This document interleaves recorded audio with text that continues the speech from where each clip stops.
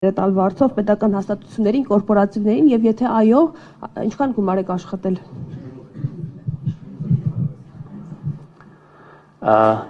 Այո, շարունակում եմ վարձով տալ իմ այգետնակը այդ ընկերությանը, ով որտեղ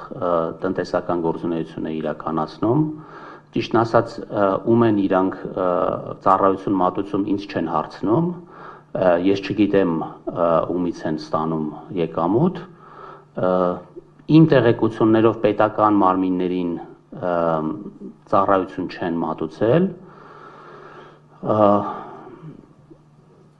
Չգիտեմ, ուրիշ գույք չունեմ, որպեսզի վարձով տամ, այդ մի տունն է, այդ էլ վարձով եմ տվել, որտեղ չեմ ապրում, որտեղ Երևանում եմ վարձով ապրում, այսքանը։